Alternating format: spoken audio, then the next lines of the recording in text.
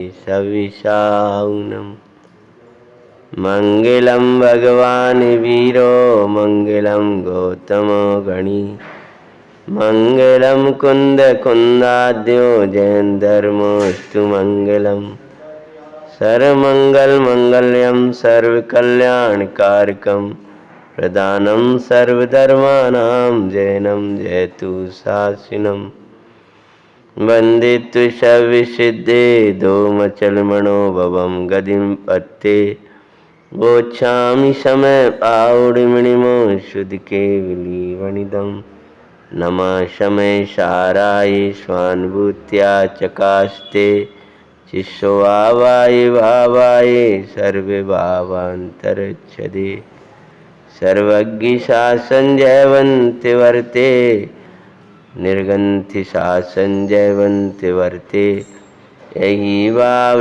अविच्छिन्न रहता है मन में सर्वज्ञ शासन जयवंत वर्ते। ससनाक महावीर भगवान की जय हो। वेदी में विराजमान श्री नेमिनाथ भगवान की जय।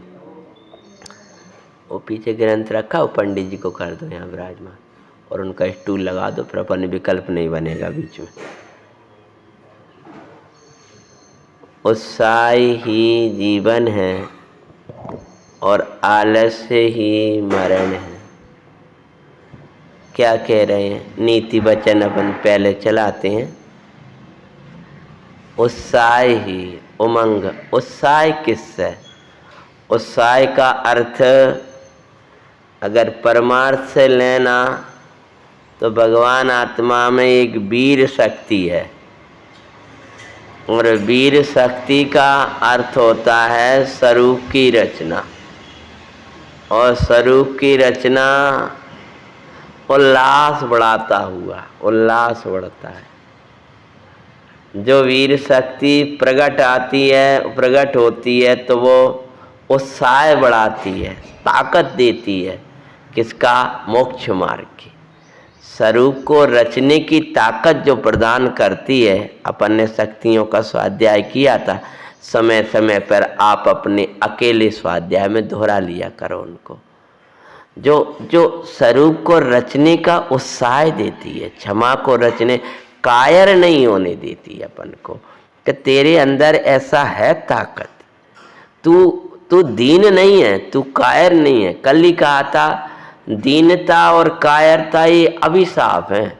मैं भगवान हूँ, मैं प्रभु हूँ। कसायों के आगे हमें दीन नहीं होना, मोह के आगे हमें दीन नहीं होना। शरीर की शक्तिहीन है तो दीन नहीं होना। कर्म के नाना उधर चल रहा है तो हमें दीन नहीं होना। दीन मतलब दैन्य, दैन्य भावना जिसके अंदर पैदा हो जाती है वो जीव कुछ नहीं कर पाता है। कायरता जिसके अंदर आ जाती है वो कुछ नहीं कर पाता है। वो समझो अभिशाप है जीवन का, ये नाश करने वाला है। और प्रभुता और सदा वीरता, ये समझ लो ये वरदान है। अगर कल के वाक्य को याद करें तो वे अभिशाप हैं तो ये वरदान है। मैं आत्मा हूँ, मेरे अंदर सकल विभावों को नाश करने की शक्ति है। तो उत्साह है, हर एक समय उत्साह है। भगवान जिनेंद्र की पूजा का, स्वाध्याय का, आत्मार्थ साधने का उमंग होना। अगर आपका जीवन में उत्साह है तो आपका जीवन है, और उत्साह चला गया, आलस छा गया, मरण है। जीता हुआ भी मरण है आपका। फिर दूसरा बोला समताई जीवन है, ना किसी से मोह, ना किसी काई छोप, सहज भाव। बड़ा पुरुषार्थ चाहिए भैया इसके लिए, और पुरुषार्थ यही है निज परिणाम है। और निज परिणाम को निसन्मुख करके इस जीवन को जिया जाता है। समताई जीवन है और विषमताई मरण है। बोल नंबर 50-51 चल रहा है अपना। समताई जीवन है, मोह ना हो, क्षोभ ना हो, हैं, और राग देश हो, तुम्हारा मरण है। कितना ही आप स्वाध्याय करो, कितने ही व्रत और नियम पालो, लेकिन वो जीता हुआ मर गया, उसका आत्मार्थ मर जाता है, उसकी धर्म भावनाएं मर जाया करती हैं। तो याद रखना, हमारे जीवन में सदा उत्साह बना रहे, दीनता कायरता ना बस पाए हमारे जीवन में। मैं ये नहीं कर सकता, मुझे ही करना है पूरे मोक्ष मार्ग का कार्य और मेरे से ही होगा ये, क्योंकि अंदर का कार्य है, इसमें कोई दूसरा नहीं कराएगा। सम्यक्त से लेकर केवल ज्ञान और मुक्ति तक का जो अंतर का कार्य है वो मुझे मेरे खुद को ही करना है। भगवान 20-20 तीर्थंकर वर्तमान में विराजते हैं, उनके समो शरण में भी हम पहुंच जाएंगे, तब भी वे यही कहेंगे कि तू स्वभाव सन्मुख हो, तेरा कार्य करने की क्षमता तेरे अंदर स्वयं में है। 52 नंबर का बोल, बिना विचारे जो काम होगा कभी न अच्छा परिणाम होगा। ये समझे, ये सूत्र ही है, ये बढ़िया एक नारा है। बिना विचारे जो काम होगा कभी न अच्छा परिणाम होगा। चाहे भी कोई भी कार्य करो, उसका पूर्व और आगे पीछे द्रव्य क्षेत्र काल भाव का विचार के करो। करना शुरू कर दिया, उस पर कुछ विचारा तो है ही नहीं। कब क्या होगा, कब क्या स्थितियां बनेंगी, हमारा कौन घटना कब घटेगी, कैसा होगा। अष्टमी आ रही है, चतुर्दशी आ रही है, पर्व आ रहे हैं, तीर्थ के दिन आ रहे हैं।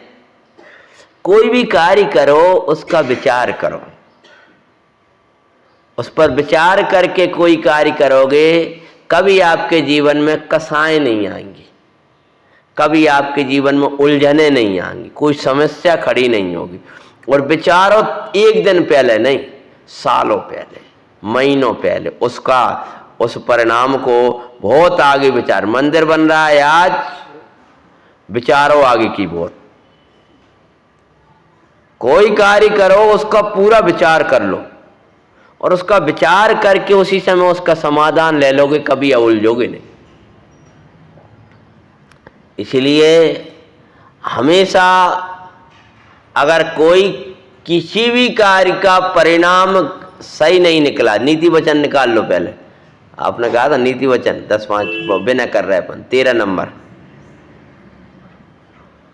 अगर किसी भी कार्य का परिणाम अच्छा नहीं आया है, मानो हमें दुख देने वाला, कलुषता देने वाला कोई आया है, तो उसकी तय में बिना विचारे हुआ है वो कार्य। और विचार का अर्थ है सर्व प्रकार के द्रव्य क्षेत्र काल भाव का विचार कर लो। विचार का अर्थ है द्रव्यों का विचार करो, कैसे संयोग में रह रहे हैं। क्षेत्र का विचार करो, कहीं लिखा है ये कि द्रव्य क्षेत्र काल भाव का विचार करके करो, ये काम कहीं लिखा है? टोडरमल जी ने लिखा है कहीं? बोलो, याद है? प्रतिज्ञा के संबंध में, नियम के संबंध में, कि जब भी नियम लो, प्रतिज्ञा लो, किन संयोगों में रह रहे हैं, किन के संयोग में रह रहे हैं, भी हमारा नियम पलने देंगे कि नहीं पलने देंगे। किन प्रकार के संयोग हैं हमारे, जो नियम हमने लिया है, कौन सा क्षेत्र है, कौन सा काल है हमें उपवास करना है। कहीं राजस्थान तो नहीं है? राजस्थान का कह रहे हम, बहुत तेज गर्मी है। हमने आपसे कहा था, हमने क्या कहा, भगवंतों ने कहा, ज्ञानियों ने कहा, तो हम आपके सामने दोहराया था हमने तो आप कि उन्होंने 1 साल का उपवास किया, 6 महीना का किया था। राजनाथ स्वामी ने 2 दिन बाद हार के लिए चले गए। परिणाम की विशुद्धि होगी कि परिणाम में अशुद्धता होगी, क्या स्थिति बनेगी? तो कहने का तात्पर्य है कि जो कार्य करेंगे विचार के करेंगे। विचार किया हुआ कार्य कभी असफलता को नहीं देगा, कभी दुखों को नहीं देगा, कभी पीड़ाओं को नहीं देगा। तत्काल कोई विचार नहीं करो। तत्काल का निर्णय संभवतया हमारा बिना विचारा भी हो सकता है, और कसाय का निर्णय तो नियम से बिना विचारा ही होता है। उसमें जब हमारे कोई परिणाम हावी हो उस समय कोई नहीं। अगर हम जिनेंद्र के अनुयायी हैं तो हमें प्रतिज्ञा ही कर लेना चाहिए कि जब हमारे परिणाम में तेजाई होगी, तताई होगी, या कोई राग या द्वेष या मोह या कोई विकल्प भाव विशेष होगा, उस समय बस हम स्वाध्याय में अपना उपयोग लगाएंगे, जिन वचनों में उपयोग लगाएंगे। उस समय जब हमारा जीवन दाता ही नहीं है तो हम अपने जीवन के बारे में क्या विचार करें। जीवन दाता होता है, बोलो कोई है जीवन दाता अपने भीतर। जब हमारा जीवन दाता ही हमारे पास में नहीं है अभी, आपके जीवन का दाता, आपके जीवन का चलाने वाला आपका विवेक है। और अगर हमारा विवेक ही अभी काम नहीं कर रहा है तो शांत हो जाओ, उसको लाओ, और वो आएगा जिनेंद्र के चरणों में बैठने से, स्वाध्याय से। और उपयोग न लगे तो स्टूल उपयोग ही हो जाए तो भगवंतों के नाम उच्चारण आदि से। ज्यों ज्यों आपकी बटेगा त्यों त्यों कर्म प्रकृतियां छटने लगेंगी और आपका जीवन दाता विवेक जागृत हो जाएगा। फिर उससे पूछो भाई क्या करना चाहिए। तब वो जो विवेक जो आगम से निकला हुआ है, जिन भक्ति से निकला हुआ है, गुरुओं की आज्ञा आदि से निकला हुआ है, वो आपको बहुत अच्छा मार्ग दिखाएगा। वो इतना सुंदर मार्ग दिखाएगा कि जैन शासन की आपकी बढ़िया आराधना होगी और बाहर में खूब प्रभावना होगी। इसीलिए एक कहा है, बिना विचारे जो काम होगा, बोलो कभी न अच्छा परिणाम होगा। उसका परिणाम कभी भी अच्छा होने वाला नहीं है। चाहे मंदिर का कार्य हो, चाहे अपने जीवन का कार्य हो, चाहे अपने घरों के कार्य हो, हमेशा विचार करो। हम विचार करके, अनुशासन वैसे नहीं, प्रेम व आत्मीयता से होता है। किसी को डरा डरा करके वो आपके नियम में चलने लगेगा, बाबा चिल्ला दो, बाबा डांट दो, वैसे नहीं। प्रेम से होगा और काय से होगा, आत्मीयता। हम कछु हैं, हम मंदिर के वो हैं, हम विद्वान हैं, वैसे कुछ नहीं होने वाला। उसको प्रेम दो और आत्मीयता दो। आत्मीयता दो माना आत्मपना दो, अपनापन दो, तब वो स्वतः आपकी बात को मानेगा। इसलिए यहां पर बड़े पंडित जी साहब ने कहा है, वैसे अनुशासन मतलब क्या, डरा करके। और डरा करके वो सही नहीं चल पाएगा। और वो आत्मीयता आपको दोगे और उसको समझ दोगे तो आप हो कि ना हो, आपने जो ज्ञान दिया है वो हमेशा उसके साथ में रहेगा, वो आपको उसको जागृत करता रहेगा। इसलिए कभी भयभीत करके अनुशासन नहीं पलवाया जाता है।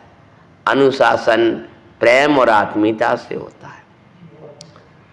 राग के अतिरिक्त में मर्यादा का उल्लंघन होता ही है। अगर आपकी कसाय रागादिक तेज हैं तो आपकी मर्यादा छूटेगी। चाहे क्षमा के संबंध में हो, मार्दव के संबंध में हो, ब्रह्मचर्य के संबंध में हो, नियम के संबंध में हो, राग का अतिरेक, जहां अतिरेक राग होगा वहां क्या होगा, मर्यादा भंग हो जाएंगे।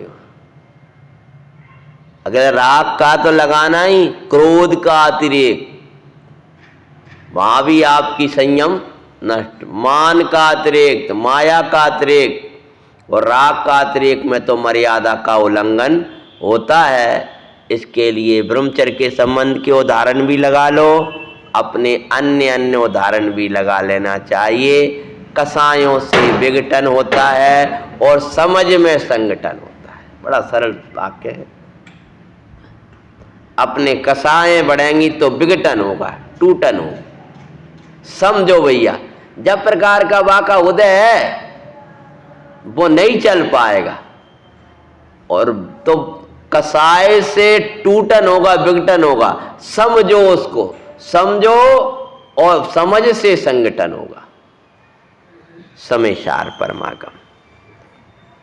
नमः समय साराय स्वानुभूत्या चकाशिते शिष्यो बाबाये बाबाये सर्वे भावांतर। भगवान की सांची स्तुति क्या है, सांची वंदना क्या है? भगवान के समान अपने स्वरूप से मिलान हो जाए, यही भगवान की सांची वंदना और स्तुति है।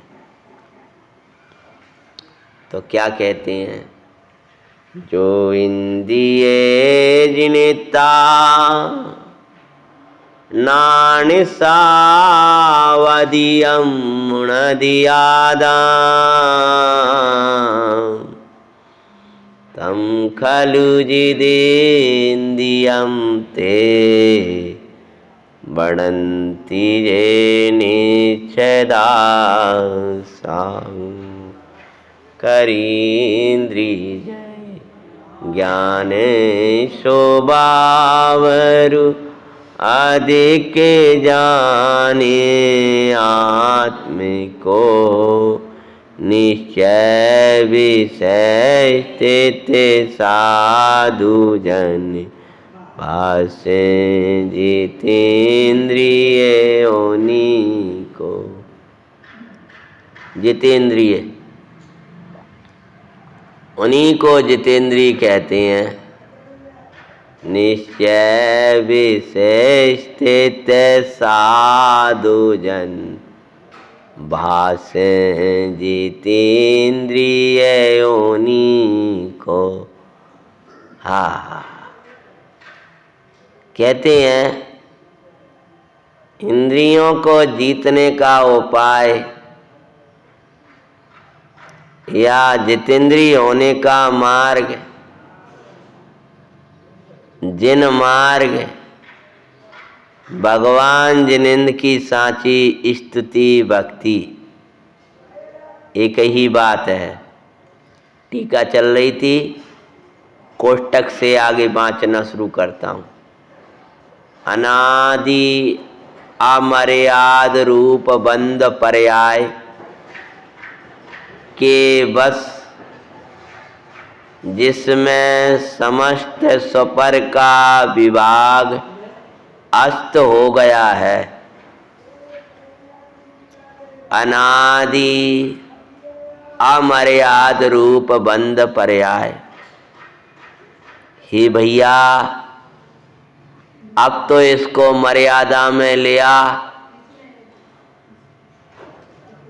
अब तो ये कार्य कर जिससे ये नसने लगे। जिस मोहि ने रुलाया उस मोहि को नासू, मिथ्यात को नासू। प्रभु नेमि के चरना मिले मैं ज्ञान प्रकाशू, सम्यक्त प्रकाशू। अनादि अमर्याद रूप बंद पर्याय के बस राग आया चला गया, मोह की पर्याय आई चली गई है, लेकिन प्रत्येक पर्याय में एकत्व बुद्धि रूपी मिथ्यात्व बना रहता है। इसका नाम है, बाकी कोई मर्यादा नहीं है। प्रगट मिथ्यात्व की दशा तो एक समय की मर्यादा रूप है, पर जो मिथ्यात्व कर्म अनादि से उल्टी मान्यता वाला है वो अनादि से ही बैठा है। शरीर एक छूट गया, दूसरा छूट गया, संयोग छूट गए, लेकिन ये जो बंद पर्याय कहें कि बंद कराने वाली मूल पर्याय,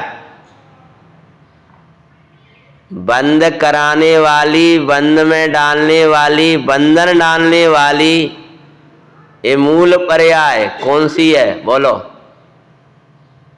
मिथ्यात्व, अनादि अमर्याद, जिसकी नहीं है कोई सीमा, लेकिन अब उसकी सीमा ले आओ। मतलब क्या कहना चाह रहे हैं? भले ही वो अनादि का है तो भी अनंत नहीं है, ध्यान रखना। भव्यों की अपेक्षा से ये अनंत नहीं है। मर्यादा लाओ अब इसकी, और मर्यादा आएगी तत्व विचारों से। ज्यों ज्यों तत्व विचार करेगा तो इसकी मर्यादा में आ जाएगा। तो अमर्याद रूप बंद पर्याय के बस, के बस मतलब जो वो उदय में आता है उस रूप जीव उसमें जुड़ जाता है, इसका नाम है उसके बस। जिसमें जब वो उदय में वर्तती है तब क्या होता है?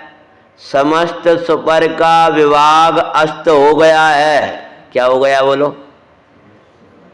हाँ, राग आता है ना, राग तो इष्ट लगती है वस्तु, द्वेष प्रकट होता है तो अनिष्ट लगती है, क्रोध होता है, क्रोध पर्याय प्रकट होगी तब एकदम अलग प्रकार का वो उसका मान आएगा तो मान की अलग अवस्था बनेगी।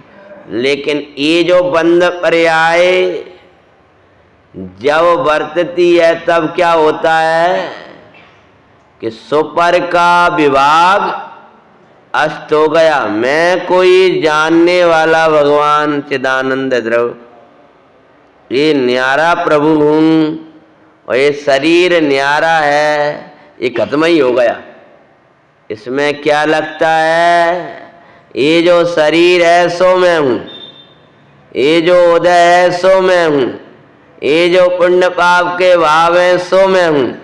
यानी नौ कर्म द्रव्य कर्म भाव कर्म को अथवा ये शरीर आदि इंद्रियों को अपनी मानता है। तो यहाँ तो मुख्य रूप से द्रव्य इंद्रियों की बात करते हैं। सुपर का विभाग अस्त हो गया। वीरेंद्र भाई साहब मिला विषय? सुपर का विभाग अस्त हो गया मतलब भेद ज्ञान का अस्त हो गया। किसका अस्त हो गया? और सुख का मार्ग ही चला गया, अस्त हो गया।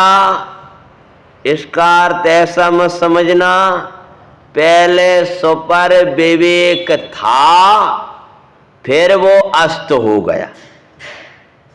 पंडित जी, अस्त हो गया मतलब अस्त ही है।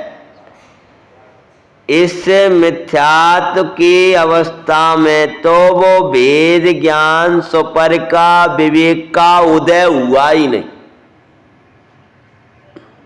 प्रभाती में आता है, बड़े पंडित जी ने लिखा है, ज्ञानी सूर्य का उदय जहां, बोलो आगे, मंगल प्रभात कहलाता है। ज्ञान सूर्य का उदय हुआ वही मंगलमयी प्रभात हुआ। और जब तक ये मिथ्यात्व बना हुआ है तब तक तो ये अस्थायी है। सुपर का विवेक अस्त हो गया है। विभाग अष्ट, विभाग मतलब दो को भिन्न भिन्न पाड़ने वाला जो भेद विज्ञान था वो अस्त हो गया। इसके अस्त होने से अस्त हो गया है, अर्थात जो आत्मा के साथ ऐसी एकमेक हो रही है कि भेद दिखाई नहीं देता है। अब क्या कह रहे हैं कि वो जे विवेक नस गया वो किस कर्म के उदय में नसा? इंद्रियां आत्मा के साथ एक मेक हो गई हो, जड़ इंद्रियां, ऐसा नहीं।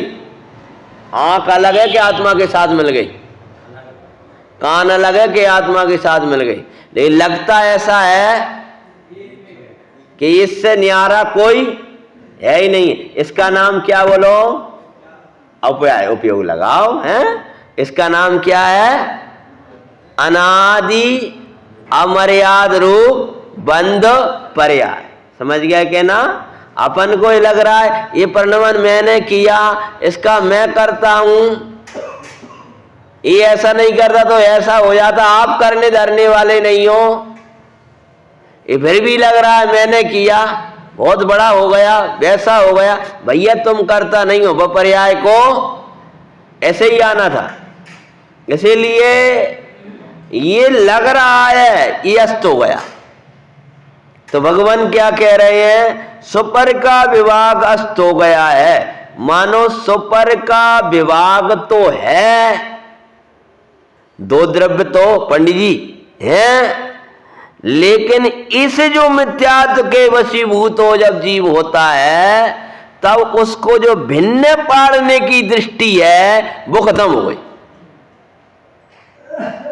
जड़ इंद्रियां शरीर परिणाम को प्राप्त हैं, आत्म परिणाम को प्राप्त नहीं है। तथापि वे जड़ इंद्रियां ऐसी लगती हैं कि ये ही मैं हूं। ये आंख से ही तो मैं देखता हूं, ये कान से ही तो मैं सुनता हूं। ये कान चले गए फिर क्या रह जाए वो? और ये लकवा लग गया तो याद ही के जुकाम के नहीं रहेंगे। ये जो लगता है इसका नाम क्या बोलो?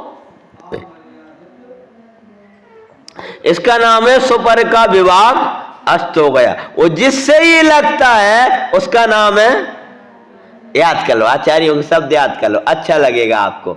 उसका नाम क्या है?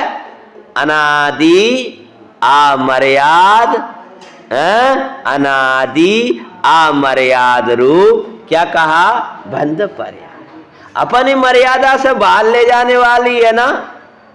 अपनी मर्यादा क्या है? क्या अपन तो गया है, क्या वो ये नहीं आ रहा है, तो ये अमर्यादा चल रही है। ये मर्यादा क्या चल रही है कि जी जो शरीर है ना वो मैं हूं। ये अमर्यादा को भोजन है अष्टानिका में, या अमर्यादा को भोजन कर रहे हो। का अमर्यादा को भोजन? आंख मेरी है, ये अमर्यादा को भोजन कर रहे हो। यह मर्यादा है, ये मर्यादा नहीं है। इस शरीर में बैठ करके अपने निजपने को मानना ये चेतन तेरी मर्यादा नहीं है। चांडाल के घरे रह के भोजन कर रहा है तू? नहीं, हमने उपवास तो करो है कि कहाँ कर रहा है? आज उपवास करो है तो रह कर रहे हो कि चांडाल के घर हैं अपन, और कल इनके ही पाड़ना हो अपनों का। काय को तो आओ उपवास और काय को तो आओ पाड़ना। ऐसी ये चांडाल के साथ में एकत्व तूने कर रखा है, समझ है कि नहीं? तो ये जो यहां बैठा है ना शरीर में, इस शरीर में बैठा है तो तू मर्यादा में नहीं बैठा। इस शरीर रूप अपने को अनुभवता है तो तू मर्यादा में नहीं है। भाई अपनी मर्यादा जान, अपनी मर्यादा में आ। तो कहते हैं ये अनादि अमर्याद रूप बंध पर्याय, ये जितनी मर्यादाएं भंग करने वाला है ये अमर्याद रूप बंध पर्याय है। उसके क्या होते हैं? उससे सुपर का विभाग अष्ट हो गया है। ये शरीर न्यारा है, मैं भगवान आत्मा न्यारा हूं, ये नष्ट हो गया है अंदर से। जब तक वो है तब तक अस्थायी है। जीव जुदा, उससे अष्ट हो गया। उससे क्या लिख रहे हैं? ऐसे शरीर परिणाम को, अब इंद्रियां कैसी हैं, अस्त हो गया है, उससे ऐसे शरीर परिणाम को प्राप्त द्रव्य इंद्रियों को तो क्या लिखते हैं, कैसी हैं द्रव्य इंद्रियां, कि जो लगती हैं अपनी, और जिसके उदय में लगती हैं वो है मिथ्यात्व, जिसके उदय में नहीं लगती उसके बस होकर लगती हैं। बस होकर लगती हैं मतलब उस मिथ्यात्व दशा को मैं हूं ऐसा माने, ऐसा जाने, तो वो लगती हैं। तो कहते हैं ऐसे शरीर परिणाम को प्राप्त, शरीर परिणाम मतलब क्या, शरीर रूप परिणमने वाली, शरीर ही है, शरीर ही है जिनका अंग शरीर के अलावा जो अलग नहीं है। ऐसी कौन भैया, नवीन जी मिला विषय, शरीर मिला, एक 80 नंबर में बीच बीच में चलता, टीका है कोष्टक के बाद का ही चल रहा है, और एक और कोष्टक के बीच में, 2 कोष्टक, पहला कोष्टक छोड़ दूसरा छोड़ दो। ऐसे शरीर, ऐसी विशेषता दी है द्रव्य इंद्रियों की, और वो कैसी है, शरीर परिणाम को प्राप्त, मतलब क्या उमेश भाई साहब, जो शरीर रूप ही परिणमती है, शरीर से भिन्न नहीं है। आंख है ना, आंख है ना, आंख को शरीर से अलग करो तो शरीर का ही अंग है। कान है वो शरीर का ही अंग है। रसनेन्द्रिय जड़ेंद्रिय वो भी क्या है, शरीर का ही अंग है। स्पर्शेंद्रिय वो है शरीर का ही अंग है। घ्राण इंद्रिय क्या है, शरीर का ही अंग है। परिणाम मतलब शरीर रूप परिणमन कर रही, यानी शरीर से कोई अलग नहीं है, उसका नाम है द्रव्य इंद्रियां। द्रव्य इंद्रियां मतलब एक छोटी सी परिभाषा बताओ, बनाओ नहीं लिखी है। द्रव्य इंद्रियां बराबर शरीर परिणाम को प्राप्त द्रव्य इंद्रियां। आप किसे कहते हैं, बोलो, शरीर परिणाम को प्राप्त मतलब शरीर रूप ही जो परिणमन कर रही है उनका नाम है द्रव्य इंद्रियां। तो शरीर परिणाम को प्राप्त द्रव्य इंद्रियों को तो अब जीतना है, तो कैसे जीतना है कि आंख से हम इधर देखेंगे नहीं, कान से हम सुनेंगे नहीं, कानों में कुछ लगा लेंगे तो सुनाई ही नहीं देगो, हम देखेंगे ही नहीं, हम सुनेंगे ही नहीं, हम बात छुएंगे ही नहीं, हम जाएंगे ही नहीं। 20-20 साल, 50-50 साल, क्यों कितने साल हो गए थे अंजना को त्याग करें, तो भी राग वहीं बैठा रहा था। ध्यान रखना, राग जहां द्वेष है वहां राग है। आंख आप बंद कर लो, ऐसे आंख बंद करे रहो तो भी वो जीतने वाली नहीं है। कान से हम सुनेंगे नहीं तो भी जीतने वाले नहीं हो। इंद्रियों को कैसे जीतें, पीछे दादाजी, किनको, इंद्रियों को कैसे जीतें, कि बड़ो कठिन है कि ये वेद आचार्य महाराज मूल उपाय बता रहे। अभी इंद्रियों को जीतने के लिए क्या करते हैं भैया, वो करते हो वो ठीक है, वाह रे भाव आता है, मूल उपाय इधर है। रसन इंद्रिय को जीत ली हमने, क्या कर ली कि हमने तो भैया रसन इंद्रिय को ऐसे जीतो कि कैसे जीत लिया कि बिल्कुल अब रुको सुको खाने लगे। घ्राण इंद्रियों को जीत लिया, कर्ण इंद्रियों को जीत लिया। जीतने का उपाय क्या बता रहे हैं को तो निर्मल वेद अभ्यास की प्रवीणता। वेद अभ्यास, भिन्न पढ़ने का अभ्यास, ये भिन्न पढ़ने का अभ्यास कर निरंतर, ये शरीर का परिणमन चलता है।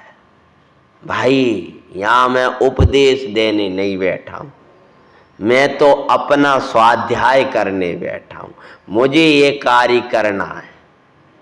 इसीलिए आचार्य भगवान ने जो कहा है वो मार्ग आपके सामने बाँच रहा हूँ, इसके बिना कोई उपाय है नहीं। बाहर के कर्मन से आप कैसे बचो, स्थूल रूप से कैसे बंद के कारणों से बचो, शाम को चलाता हूं। ये तो सम्यक दर्शन का मूल मार्ग चलता है, जिसके संसार का किनारा आ जाता है उसको जी समझ में आता है, उसको ही रुचता है, उसके अंदर ही बैठता है, वो ये काम कर पाता है। उन्हें तो अनादि ऐसे ही चल रहा जा रहा है। ये तो ये कोई बिरलाई है, हर एक को क्यों नहीं बैठ पाती है? तो लिखा है उसमें, इस काल विषय ये दो चार सम्यक दृष्टि हो है। जहाँ हजारों मुनिराज विचरते थे, वहाँ क्या लिखा है? 2-4 बस गिनती के, मतलब इसीलिए क्यों ये वो मूल मार्ग है।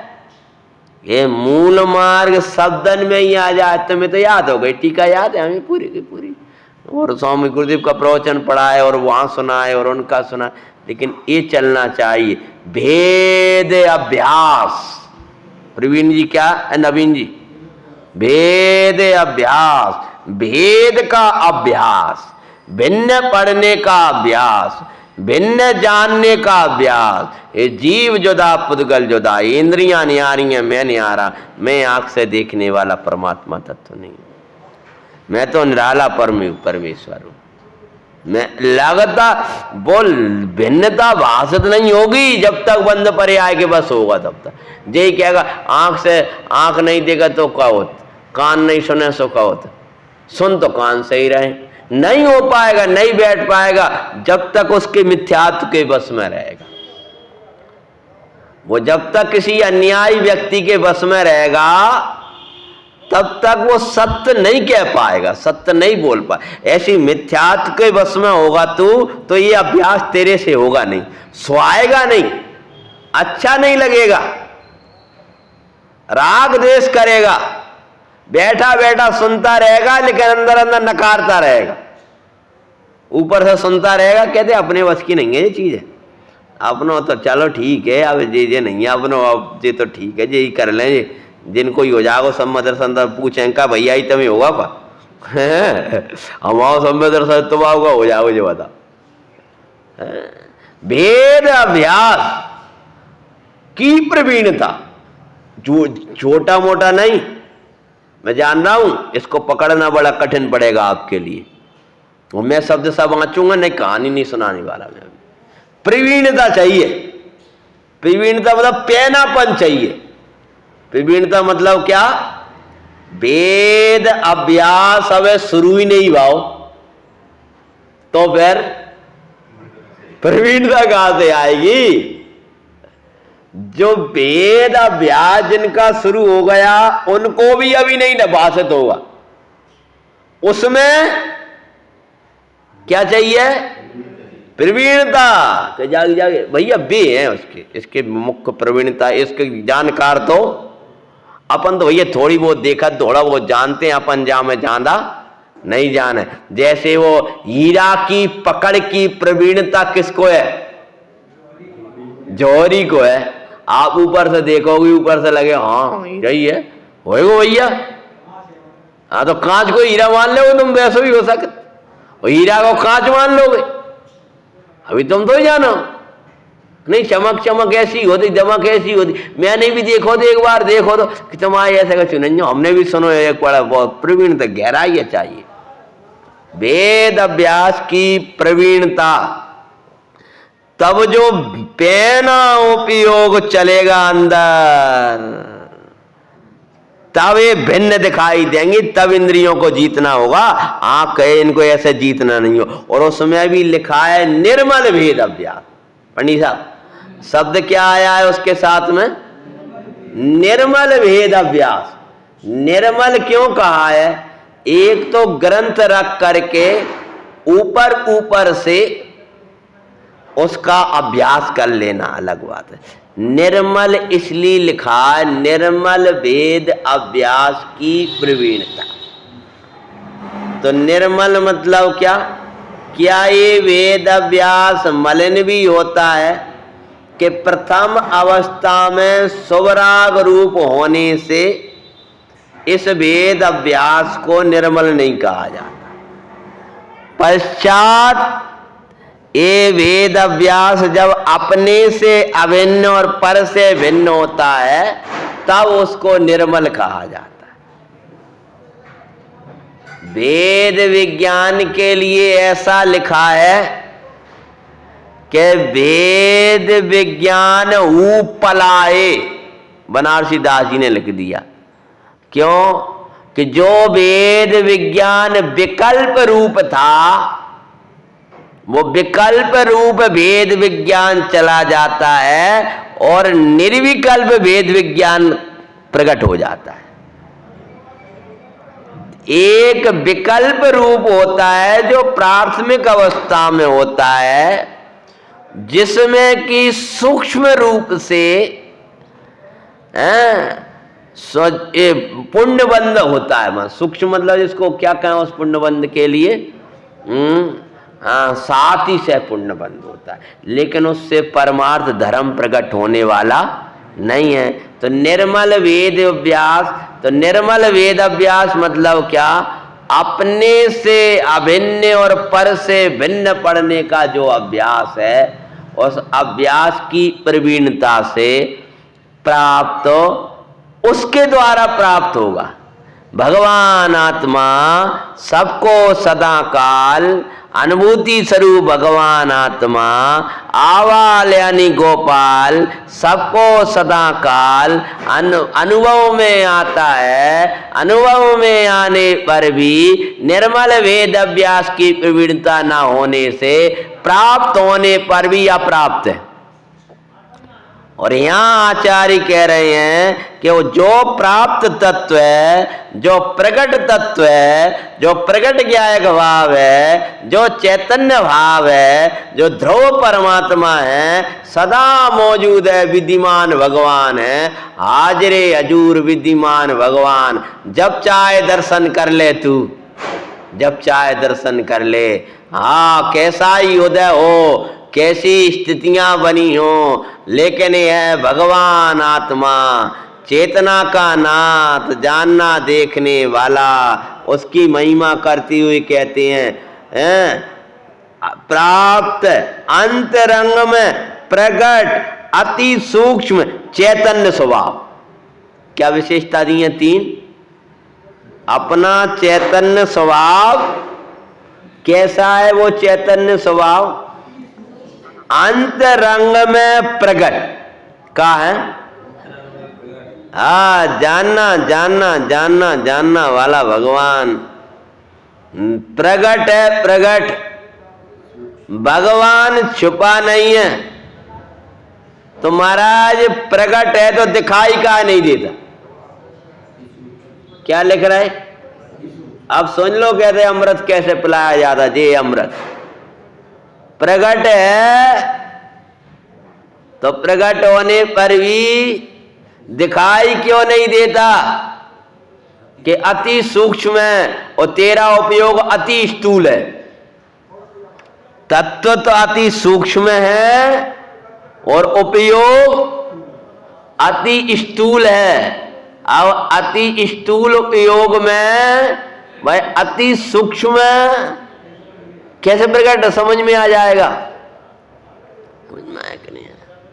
जैसे बड़ाई पत्थरा नहीं दिख रहा हो, वह हीरा का दिखाई दे। इतना बड़ा पत्थर डाला, क्या कहाँ है? नहीं, वो हीरा मोह दे दो, मैं भी देख लूंगा। कि तो इतना बड़ा पत्थर नहीं दिख रहा। अब उससे नहीं नहीं नहीं, थोड़ा मुझे कम सा दिख रहा है, तो हीरा तो लाओ। कि जिसको इतना बड़ा लोड़ा पत्थरा नहीं दिख रहा, उसको हीरा का पकड़ में आए। जिसको देव साथ गुरु नहीं दिखाई देते, जिसको ये साथ दिखाई नहीं देते, जिसको हित नहीं दिखाई दे रहा, उसको ये भगवान चिदानंद द्रव्य कहां से दिखेगा? ये तो अति सूक्ष्म उपयोग में इसके दर्शन होंगे।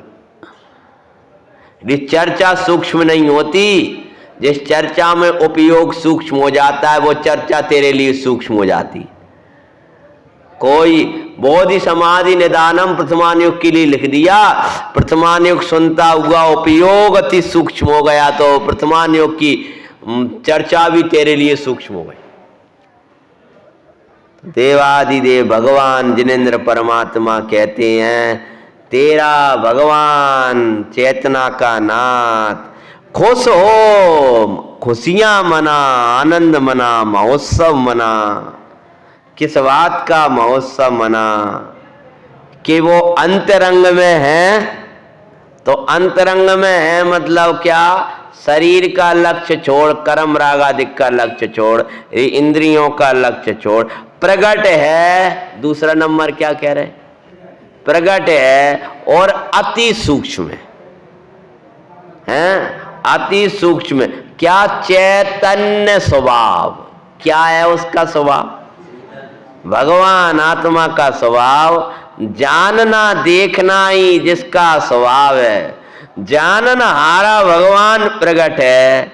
भगवान प्रकट हो गए। जब प्रकट तो कब होंगे? कलशों में जाकर के प्रकट हो जाएंगे। इसी प्रक्रिया से आचार्य प्रकट करेंगे, और जब वो कहेंगे अब यह चैतन्य समुद्र प्रकट हुआ, एक साथ सभी जीव इसमें मग्न हो जाओ। प्रकट है और प्रकट हो गया। यहां कह रहे हैं अभी प्रकट है, लेकिन प्रकट है तो कैसे, किनके लिए, कब होगा? तो भगवान कहते हैं अंतरंग में प्रकट है, अति सूक्ष्म है। इसलिए उपयोग को सूक्ष्म करो, पैना करो। जानना देखने वाला है, उसको पकड़ेगा तो इंद्रियों से अलग होगा। लेकिन महाराज वो जो अति सूक्ष्म प्रगट चैतन्य परमात्मा है, वो प्रगट चैतन्य परमात्मा प्राप्त काय से होता है? नवीन भाई, भगवान के वचन बोलना, किससे प्राप्त होता है? निर्मल वेद अभ्यास की प्रवीणता। इधर ये प्रवीणता तो वो सूक्ष्म, इस सूक्ष्म वेद ज्ञान के द्वारा सूक्ष्म पकड़ में आएगा। आंख भी उसके लिए सही चाहिए ना, समझ में? तो लिखते हैं और वो अभी तक पकड़ में क्यों नहीं आया कि ये सुपर का भेद का अभ्यास ही तेरा नष्ट हो गया। अब उसको जागृत कर, जागृत कर, अपनी प्रतिरोधक क्षमता बढ़ाओ, जिसको कहते हैं ना, ये तो सब चलेगा भैया संसार, क्षमता बढ़ाओ, ऐसे ये कहते हैं। तो उसको जागृत कर। सुपर का विवाहग्रस्त हो गया है, अब ऐसे शरीर परिणाम को प्राप्त होंगे द्रव्येंद्रिय को, अब उसको जीतने का उपाय बता रहे हैं। निर्मल वेद अभ्यास की प्रवीणता से प्राप्त, उस प्रवीणता से प्राप्त होने वाला कौन? कौन भैया बोलियो? चैतन्य स्वभाव। कैसा है चैतन्य स्वभाव? तो बताते हैं अंतरंग में है। कहां है? अंतरंग में है। अंतरंग में है तो है कैसा? तो कहते हैं अति सूक्ष्म है। उस चैतन्य जो अंतरंग में है, अति सूक्ष्म है, वो चैतन्य स्वभाव के अवलंबन के बल से सर्वथा अपने से अलग किया। किनको अलग किया? बोलो। द्रव्य इंद्रियों को, ये आंख कान नाक जो इंद्रियां दिखाई देती हैं ना, इनको क्या कर दिया? कर दिया अलग, फाड़ हो गई। तो अब ये याद रखना, द्रव्य इंद्रियों को अलग करना अलग है, भाव इंद्रियों को अलग करना अलग है। फिर भाव इंद्री करेंगे, फिर इंद्री के विषय करेंगे, ये तो कथन है। तीनों एक साथ अलग होते पंडित जी। फिर भाव इंद्रियों को अलग किया, फिर इंद्री के विषय को अलग किया, ये तो कथन शैली है। जहां द्रव्य इंद्रियों को अलग किया वहीं भाव इंद्रिय और इंद्रिय के विषय भी अलग हो गया और जीव जितेंद्रिय हो गया और भगवान की स्तुति हो गई। निज में ही राम जाम प्रभु अभिनंदन है तेरा। अलग किया, अलग किया। अलग किया का अर्थ है अलग जाना, भिन्न जाना। ये भगवान सम्यक दर्शन की पहली विधि बता दें तो कहते हैं सर्वथा चैतन्य स्वभाव के अवलंबन के बल से कौन में ताकत है ये कह सके आंख मेरी नहीं है। क्या हम तो कह रहा है नवीन भैया, आप कह रहे हो कि नहीं कह रहे? मैं आंख से नहीं देखूं, कान मेरे नहीं है, कान से नहीं सुनूं। कहना अलग बात है और क्या करना? हाँ, सर्वथा अलग कर दिया, ये ही नहीं है मेरी, फाड़ कर दिया, दो टूक कर दिया। जीव जुदा तो पुद्गल जुदा, इसका नाम सर्वथा अलग किया। कथनचित मेरी है, किसी अपेक्षा से तो है, अब है तो संसार में तो है, अभी तो चल रही है कि ये अलग कर ही नहीं पाएगा। ये तुम्हारा वेद अभ्यास ढीला है। नहीं नहीं, न्यारी तो है, आंख है तो सही, लेकिन यह तो अपनी है, कहीं न कहीं वो घुमा फिरा करके वो वहीं लाएगा, वहीं आएगा।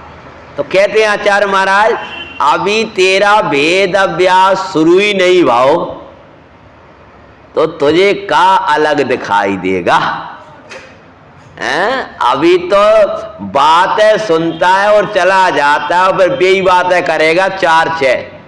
वो अगर आंख अलग हो जाएगी तो फिर ऐसे तो कुछ दिखाई नहीं दे, कान ही से तो सुनते हैं, आंख ही से तो सुनता, आग ही से ऐसा, वो ही 4-6 बस। बाकी अलावा उठने का तू प्रयास ही नहीं करता इस इंद्रिय जगत से। तो भगवान कहते हैं सर्वथा अलग किया सो द्रव्य इंद्रियों को जीतना हुआ। किन को जीतना हुआ? शरीर परिणाम को प्राप्त। इंद्रियों के दास मत बनो, इंद्रियों को दास बनाओ। इंद्रियों से जीते मत जाओ, इंद्रियों को जीतो। हम उनके भक्त हैं जिनने इंद्रियों को जीता। ये तो बाल बोध में पड़ा है। जिन किसे कहते हैं बताइयो?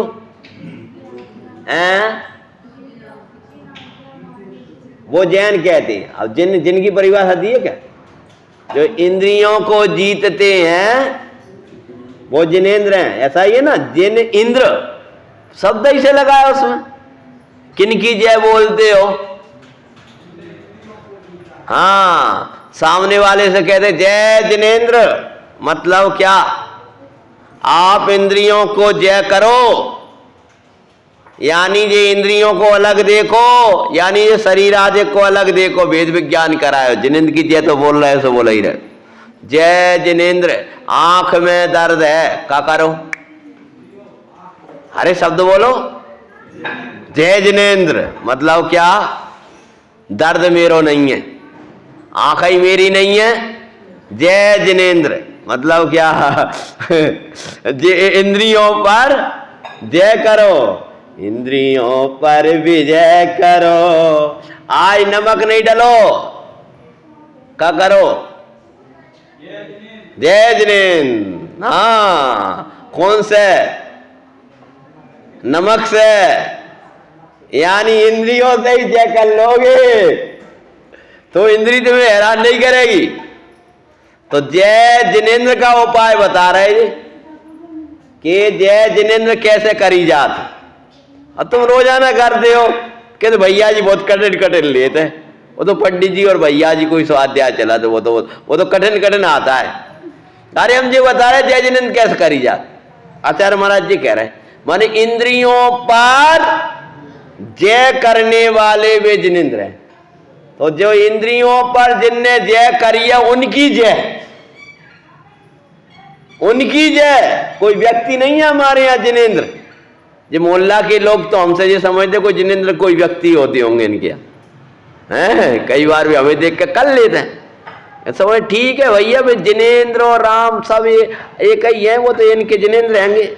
भैया हमने जिनेंद्र में नाम के हमारे कोई व्यक्ति 24 तीर्थंकर है हमारे यहाँ, हम जय आदिनाथ नहीं कह रहे, जय महावीर नहीं कह रहे, हम तो क्या कह रहे, चाहे वो कोई हो जिनने ये मार्ग अपना लिया, तो इंद्रियों को जीतने की कला क्या है?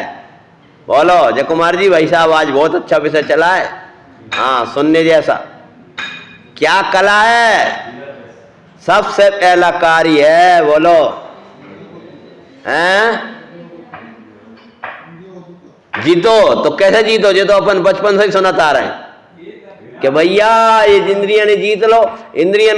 जैन तो भैया इंद्रियन को जीतते हैं, हम उनके भगत हैं जिनेंद्र के भक्त हैं, इंद्रियों के दास नहीं है हम। इंद्रियों को दास बनाने वालों के दास हैं, व्यवहार से भी उनके दास हैं, ये इंद्रियों के दास नहीं है, भोगों के दास नहीं है। इंद्रियों की दासता नहीं करेंगे, क्या उपाय से जीतेंगे? क्या उपाय से जीतेंगे? मन तो चलता है, वो तो होता है, आंख का विकल्प तो आता। ये भगवान कह रहे हैं सबसे पहले जिताएगा कौन? पार्टी में लाओ, कौन जिताएगा? हाँ वो तो उपाय जिताएगा, व्यक्ति जो तुम्हें जिताएगा वो सदा है तुम्हारे पास। हाँ, प्रगट अति सूक्ष्म चैतन्य स्वभाव, खुशी मना।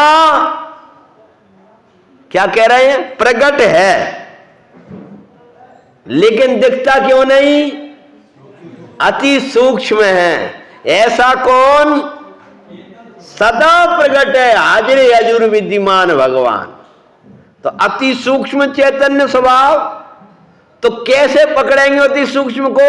निर्मल वेद अभ्यास की प्रवीणता से। और जो चैतन्य स्वभाव मिला उसका क्या लो? सहारा लो। हे भगवान चिदानंद द्रव, इन इंद्रियों को जीतने में आपका काई अवलंबन है, उनका सहारा लो। अवलंबन मतलब क्या? भाई प्रकट चैतन्य स्वभावी भगवान आत्मा मैं हूं ऐसा मानना, भाई मैं हूं ऐसा जानना और उसी में रमना, इसका नाम है आलंबन। आलंबन के बल से आप नहीं है चिंता इंद्रिय जगत की, सर्वथा अपने से अलग किया, इसका नाम है आंख कान नाक शरीर परिणाम को प्राप्त द्रव्य इंद्रियों को जीतना हुआ। ये पहला काम भयाया है, दोबारा और बाँचेंगे।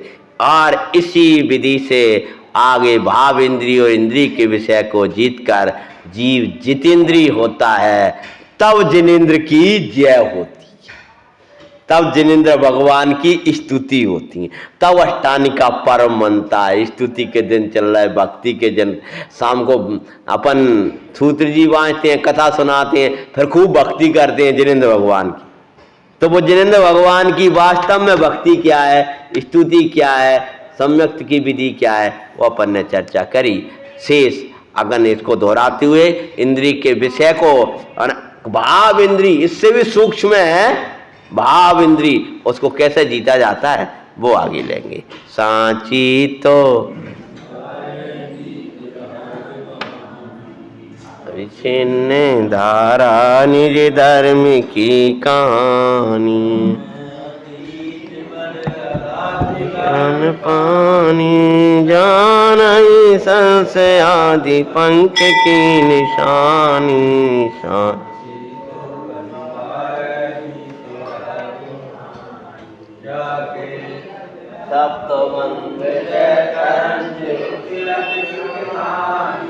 संत चित मराल वृंद राम नित्य ज्ञानी,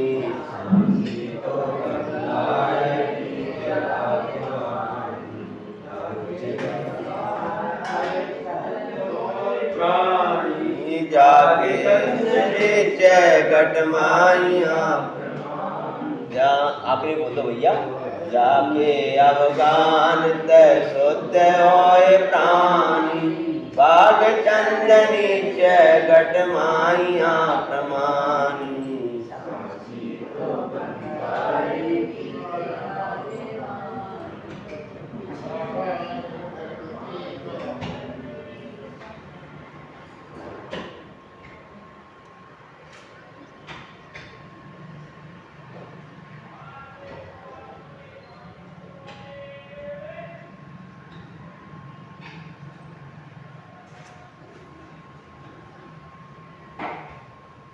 सारंग रानी माता की जय। हाँ जय।